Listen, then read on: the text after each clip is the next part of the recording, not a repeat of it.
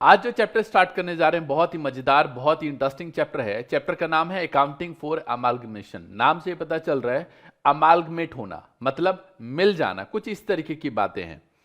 मान लो कोई कंपनी है, पहले से एक दूसरी कंपनी है, इन दोनों को मिला के एक नई कंपनी बना दे, या ये कंपनी है और ये कंपनी है, दोनों पहले से चल रही है लेकिन कोई प्रॉफिट बहुत ज्यादा नहीं है। बाद में क्या हुआ कि इन दोनों को मिला के एक नई कंपनी बना दी गई। तो कभी सोचा है आपने कि क्या अकाउंटिंग ट्रीटमेंट करते होंगे इसमें? देखो, याद होगा पीछे आपने एक डिसोल्यूशन का चैप्टर पढ़ा था। डिसोल्यूशन के चैप्टर में क्या होता है, जब कोई बिजनेस को बंद कर दिया जाता है तो सारी एसेट्स बेच देते हैं और लायबिलिटीज की पेमेंट कर देते हैं, जो पैसा बचता है वो पार्टनर ले जाते हैं। लेकिन यहां पे बंद नहीं हो रहा बिजनेस। यहां पे क्या हो रहा है, जब कोई दो बिजनेस को मिला के एक नया, मतलब एक नया नाम से एक बिजनेस चालू करते हैं, या फिर पहले से एक नाम चल रहा है और दो नाम को मिला दिया जाए। कभी आपने सुना है कि जैसे आजकल आप फेसबुक की बात करते हैं, एक कुछ दिन पहले मेरे फ्रेंड ने बोला क्या व्हाट्सएप को फेसबुक ने खरीद लिया? मैंने कहा हाँ, ये तो बहुत पहले ही खरीद लिया था। तो व्हाट्सएप एक अलग है, फेसबुक एक अलग है, लेकिन फेसबुक ने व्हाट्सएप को खरीद लिया। ये भी क्या था, जो व्हाट्सएप की कंपनी थे वो फेसबुक में जाके मिल गई, अमालगमेशन था एक तरीके का। ऐसे बहुत सारे रियल लाइफ में एग्जांपल है जो पहले से कंपनियां चल रही हैं लेकिन बाद में उसको मिला दिया गया। बहुत इंटरेस्टिंग, बहुत मजेदार चैप्टर है अकाउंटिंग ट्रीटमेंट, बहुत मजा आने वाला है इसमें। तो जब दो दो एग्जिस्टिंग कंपनी को मिलाकर एक नई एग्जिस्टिंग कंपनी जो है वो खरीद लेती है, या फिर नई कंपनी बना दी जाती है इनको, ये प्रोसेस होता है अमालगमेशन का। लेकिन किसको अमालगमेशन बोलते हैं आगे चल के सीखेंगे, किसको एब्जॉर्प्शन बोलते हैं, ये सारी चीजें। तो एक छोटा सा इंट्रो था इस चैप्टर से रिगार्डिंग, जिसमें हमने बोला कि जब कोई एग्जिस्टिंग कंपनी को एग्जिस्टिंग कंपनी ये दोनों मिला के नई कंपनी बना दी जाए। हाय एवरीवन, अगर आप क्लास 11, 12 या बीकॉम के स्टूडेंट हैं और आपके मन में कभी भी सीए करने का विचार आया हो तो आप ज्वाइन कर सकते हैं अनअकैडमी। ये एक ऑनलाइन लर्निंग प्लेटफॉर्म है जहां आप फ्री में बहुत कुछ पढ़ सकते हैं। अनअकैडमी ज्वाइन करने का मेरा मेन रीज़न ये था कि मुझे वहाँ पे एक तो टीचर को पढ़ाने का वे बहुत अच्छा लगा, और वहाँ पे हमारे पास हमें किसी एक टीचर पर डिपेंड कभी नहीं होना पड़ा कि अगर हमें उनसे ही पढ़ना है तो उन्हीं से पढ़ना। हमें अगर टीचर को स्विच करना पड़े, हमें किसी और टीचर से बैच अच्छा लगे पढ़ना, तो हम उनके पास जा सकते पढ़ने के लिए। तो डाउट कैसे होता है सर? डाउट का टीचर का एक तो आप क्लास, अगर आप लाइव क्लास ज्वाइन करते हैं तो आप ऑन लाइव टीचर से बात करके चैट बॉक्स में, और अब न्यू फीचर ऐड हुआ था अकेडमी का, हम टीचर से ऑन माइक, हम सीधा क्लास ऑन लाइव क्लास में हम उनसे माइक पे भी बात कर सकते हैं। हाँ, ये एक बहुत अच्छा फीचर है। कई बार ऐसा होता है कि टीचर कहीं बिजी हैं, इंगेज हैं, तो आपको एक ग्रुप मिलता है जिस ग्रुप में आप रह के बाकी बच्चे, लेट अस सपोज दैट आपको कोई डाउट है तो आप उस ग्रुप में पोस्ट करते हैं और बाकी बच्चे भी उसका रिप्लाई कर सकते हैं, या टीचर, नो डाउट टीचर तो बाद में रिप्लाई करेंगे। तो ये एक अच्छा फीचर है।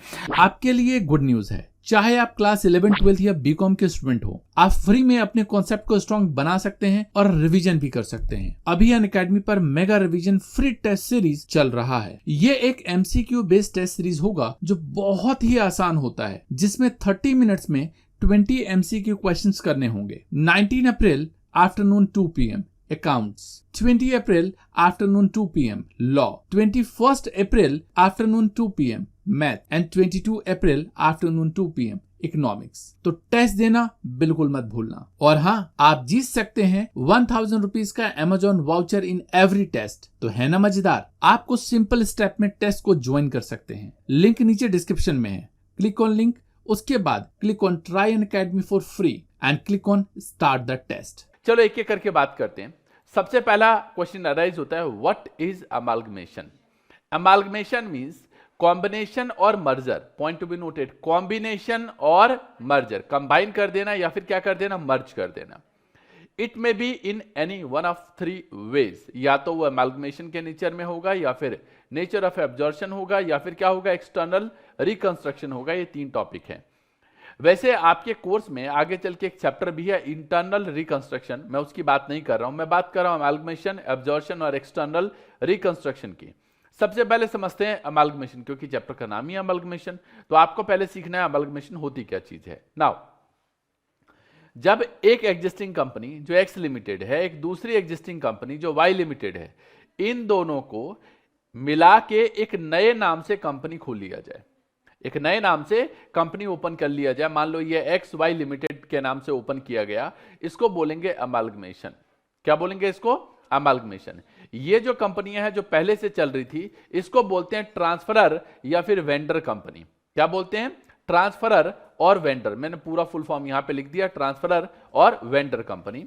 और जिस कंपनी को बनाते हैं, नई कंपनी जो बनती है, उसको बोलते हैं ट्रांसफरी या फिर वेंडी कंपनी। क्या बोलते हैं?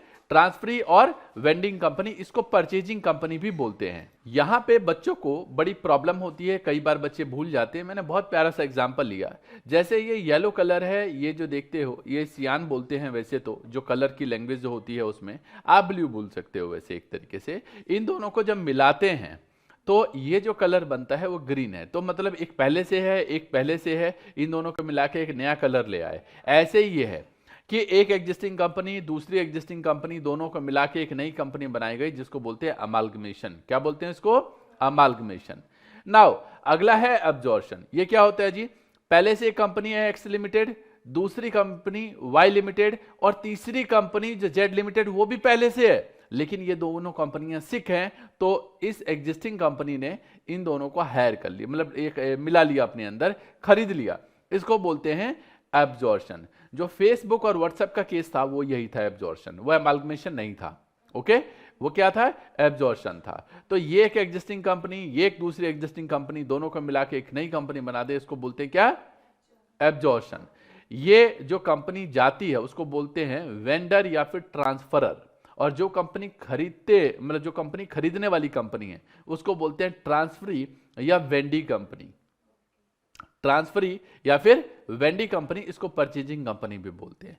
अब इसको ऐसे समझो, जैसे कि मान लो ये स्पंज है, स्पंज समझते हो ना, जो फोम होता है, और पानी, मान लो पानी गिर जाता है, स्पंज डाल दो तो पानी, वो स्पंज को पानी क्या कर लेती है, मतलब यस, स्पंज जो है वो पानी को एब्जॉर्ब कर लेती है, मतलब सारा का सारा पानी स्पंज में चला जाता है। कुछ इसी तरीके का है कि ये भी पहले से, ये भी पहले से, और ये इसमें मूव हो जाए। नाउ तीसरा है हमारे पास एक्सटर्नल रिकंस्ट्रक्शन। ये क्या होता है जी? एक एग्जिस्टिंग कंपनी है, अब क्या हुआ, एग्जिस्टिंग कंपनी, एक यहां पे कंपनी हमारे पास जो न्यू कंपनी है, ये एक मतलब इसको मिला के एक तरीके से दूसरी कंपनी क्रिएट कर दिया गया, क्योंकि ये सिक था, ये लॉस मेकिंग कंपनी थी, तो बिल्कुल इसको एक नई कंपनी के नाम से बना लिया गया। इसको बोलते हैं एक्सटर्नल रिकंस्ट्रक्शन। क्या बोलते हैं इसको? External reconstruction. 3 केसेस है हमारे पास, पहला अमालगमेशन, दूसरा एब्जॉर्प्शन, तीसरा एक्सटर्नल रिकंस्ट्रक्शन। अमालगमेशन दोबारा बता दूं, जो जब 2 या 2 से ज्यादा एग्जिस्टिंग कंपनी को मिला के एक नई कंपनी बना दे।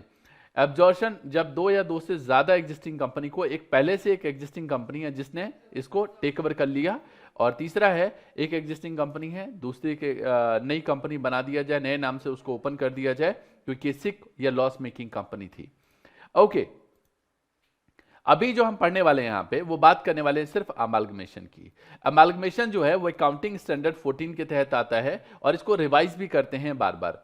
तो amalgamation in the nature of merger, ये कब पता चलेगा कि amalgamation in the nature of merger होगा या amalgamation in the nature of purchase होगा? 2 सिचुएशन होती है अमालगमेशन में। पहला, amalgamation in the nature of merger, दूसरा amalgamation in the nature of purchase. जो amalgamation in the nature of merger है, व्हेन ऑल 5 कंडीशंस, ओके यहां पे कोई कंडीशन भी है, हाँ अभी बात करने वाला हूं मैं। When all 5 conditions are satisfied. Amalgamation in the nature of purchase, ये तब होता है when all 5 conditions are not satisfied। मतलब 5 में से एक भी कंडीशन सेटिस्फाई ना हो तो उसको बोलते हैं परचेज का केस है। Otherwise amalgamation in the nature of merger. मतलब परचेज के केस में क्या होता है, एक कंपनी ने दूसरी कंपनी को खरीद लिया, लेकिन ये सोच के कि हम बिजनेस को आगे नहीं करेंगे, कुछ भी चेंजेस कर दिए, जो 5 कंडीशन है उसमें से एक भी पॉइंट अगर मिसिंग हो जाए तो हम बोलेंगे वो परचेज है, अदरवाइज मर्जर है। चलो देखते हैं जरा भाई कि क्या कहता है ये। पहली कंडीशन है एसेट्स एंड लायबिलिटीज को लेकर। ये कहते हैं when all the assets and liabilities of transferor company, transferor जो जारी है company, becomes after the amalgamation the assets and liabilities of transferee company. मतलब जितनी भी एसेट्स एंड लायबिलिटीज है वो सबके सब एसेट्स एंड लायबिलिटीज किसकी हो जाएंगी? परचेजिंग कंपनी के हो जाएं। किसके हो जाएं? परचेजिंग कंपनी के। मतलब ये एक हमारा वेंडर कंपनी है, इसके पास एसेट्स एंड लायबिलिटीज है, ये सारी की सारी एसेट्स एंड लायबिलिटीज इसमें चली जाए, जिसको बोलते हैं परचेजिंग कंपनी। क्या बोलते हैं इसको? Purchasing company. जैसे इंडिया में जो अकाउंटिंग फर्म्स हैं, बहुत सारी अकाउंटिंग फर्म्स हैं, बहुत सारी। इंडिया में जानी मानी company BMR accounting and taxation firms थी, ये बड़ी कंपनी थी। इसको डेलॉइट जो वर्ल्ड की जानी मानी कंपनी है अकाउंटिंग एंड टैक्सेशन की, उसने टेक ओवर कर लिया। तो सिंपल सी बात है कि अब ये कंपनी जो है वो उसमें जाके मर्ज हो जाएगी। लेकिन ये मर्जर का केस होगा या परचेज का, ये कैसे डिसाइड होगा? तो कंडीशन से पता चलेगा। तो कंडीशन क्या बताई कि जितनी भी एसेट्स एंड लायबिलिटीज है वेंडर कंपनी की, वो हो जानी चाहिए परचेजिंग कंपनी की। ओके, दूसरा है second case, equity share capital. देखो, जो कंपनियां होती हैं उन सभी में शेयर होल्डर होते हैं। शेयर होल्डर कौन होते हैं? मालिक होते हैं कंपनी के। अब ये जो शेयर होल्डर है, जब एक कंपनी बिकती है, जैसे कभी सुना आपने स्कूल्स बिक जाते हैं, सुना है आपने? एक मान लो चलता चलता बिजनेस जो है वो बिक जाता है, तो स्कूल्स बिकते हैं तो जितने भी स्टूडेंट्स हैं, एम्प्लॉय है, वो तो काम करते रहेंगे, बस मालिक बदल जाएगा। ऐसा ही होता होगा, है ना? मान लो कोई बिजनेस है, जैसे हमारे यहाँ पे एक फेमस मिठाई की शॉप है, अब उसका मालिक मान लो बेच के दूसरा मालिक आ जाए, तो बिजनेस तो एज इट इज चलता रहेगा। हाँ, वो अलग बात है कि भाई जो वर्कर्स या जो लेबर्स या जो एम्प्लॉय मालिक से बहुत ज्यादा लगाव करता है, वो तो भैया मालिक के साथ चला जाएगा, वो बोलेगा आप दूसरा बिजनेस करोगे, मैं आपके साथ वहीं पे रहूंगा, मैं इनके साथ नहीं रहूंगा, वो एक अलग बात है। लेकिन बिजनेस एज इट इज चलता है, मान लो। तो वही बात यहां पे भी है कि जितने भी शेयर होल्डर जो वेंडर कंपनी में थे, उसमें से 90% शेयर होल्डर जो है वो एग्री हो जाने चाहिए कि हाँ, हम नई कंपनी में जाने को तैयार हैं, मतलब हम नई कंपनी के शेयर्स खरीदने को तैयार हैं। ये इक्विटी शेयर कैपिटल की कंडीशन है कि शेयर होल्डर होल्डिंग एटलीस्ट 90%, मतलब 90% या उससे ज्यादा और more of the face value of equity share of the transferor becomes equity share of the transferee company, मतलब परचेजिंग कंपनी के हो जाने चाहिए। बोले तो यहां पे बहुत सारे शेयर होल्डर होंगे, इसके कम से कम 90 या 90 से ज्यादा % में जो लोग हैं वो इस कंपनी के शेयर होल्डर बन जाएंगे। बोलेंगे हाँ, मुझे नई कंपनी के शेयर्स दे दो। क्या दे दो? नई कंपनी के शेयर्स दे दो। ये क्या हो जाएगा? ये सिचुएशन हो जाएगा शेयर कैपिटल को लेकर। तो पहला हमने बोला एसेट्स एंड लायबिलिटीज की कंडीशन थी, दूसरी कंडीशन क्या थी? शेयर कैपिटल को लेकर। नाउ तीसरी कंडीशन है हमारे पास यहां पे परचेज कंसिडरेशन। अब कोई भी भाई बिजनेस बिकेगा, फ्री में तो बिकेगा नहीं, बदले में पैसे दिए जाएंगे, है ना? बदले में पैसे दिए जाएंगे। तो the purchase consideration due to equity share holder, मतलब जो परचेज कंसिडरेशन होगा जो किसको मिलने वाला है, क्योंकि मालिक कौन होते हैं कंपनी के? भाई इक्विटी शेयर होल्डर होते हैं। ऑफ द वेंडर कंपनी, मतलब transfer company, is discharge by purchasing company. जिसने खरीदा है, जिस कंपनी ने खरीदा है, वो कंपनी क्या करे, जो दूसरी कंपनी जो बिक रही है कंपनी, उसको क्या दे बदले में? तो पैसे ना दे, कैश नहीं देंगे। ये क्या करेंगे? अपनी कंपनी के इक्विटी शेयर देंगे। देखो आगे लिखा हुआ है Holi bye issue of equity shares in the purchasing company. मतलब ये कहने का मतलब क्या है? ये कहना चाहते हैं कि जितने भी शेयर होल्डर हैं यहाँ पे, इनको ये जो है ये बोले कि हाँ ठीक है, हम जो नई कंपनी बनी है उसके हम शेयर लेने को तैयार हैं। तो बदले में इनके पास शेयर थे इस कंपनी के, बदले में इनको इस कंपनी के बदले, क्योंकि ये दोनों कंपनियां इसमें चली गई हैं, तो अब इस कंपनी के शेयर मिलेगा। कभी कभी शेयर ना फ्रैक्शनल आ जाता है, जब नंबर ऑफ शेयर निकालते हैं तो ऐसा आ जाता है 100.2, तो या तो 100 शेयर होगा या 101 शेयर होगा, 100.2 शेयर नहीं होता। लेकिन कैलकुलेशन करने में कभी कभी इस तरीके की फिगर्स आ जाती है, तो अगर फ्रैक्शनल शेयर है तो उसके पैसे कैश में दे दिए जाते हैं। अदरवाइज शेयर के बदले शेयर मिलेगा, पैसे नहीं मिलेंगे। समझ गए? ये तीसरी कंडीशन है ना। चौथी कंडीशन क्या है? बिजनेस खरीद लिया लेकिन उसको बंद कर देंगे, ऐसा ना हो। The business of the vendor company is intended to carried on by purchasing company after amalgamation. Amalgamation होने के बाद जो परचेजिंग कंपनी है उसको जो बिजनेस उसने खरीदा उसको एज इट इज चलते रहने दे। बहुत सारी कंपनियां ऐसी होती हैं जो अपने अपने कॉम्पिटिटर को खरीद लेते हैं और बंद कर देते हैं बिजनेस को उसके। क्यों?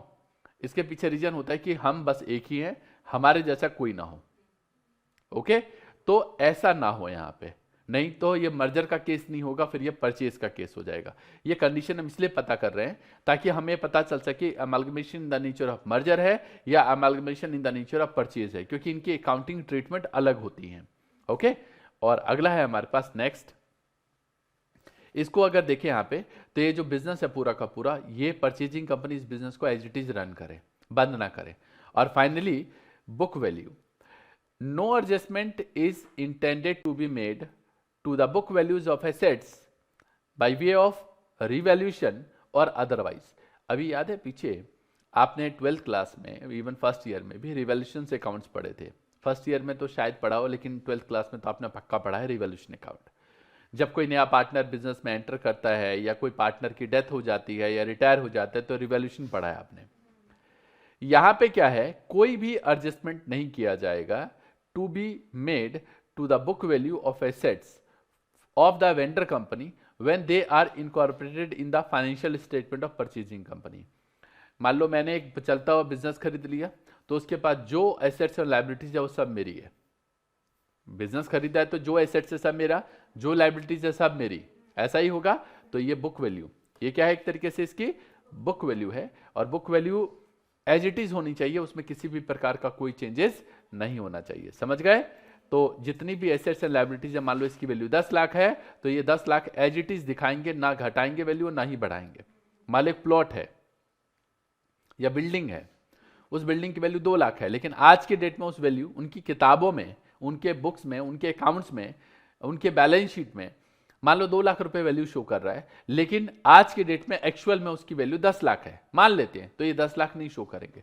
2 लाख है तो 2 लाख ही शो करेंगे, जो जैसा है एज इट इज। 5 कंडीशन है, 5 में से एक भी कंडीशन फेल हुई तो ये amalgamation in the nature of purchase होगा, अदरवाइज मर्जर कहलाएगा।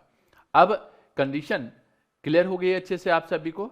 Amalgamation in the nature of merger, अगर 5 की 5 कंडीशन सेटिस्फाई हो, अगर 5 में से एक भी कंडीशन रह गई तो amalgamation in the nature of purchase होगा।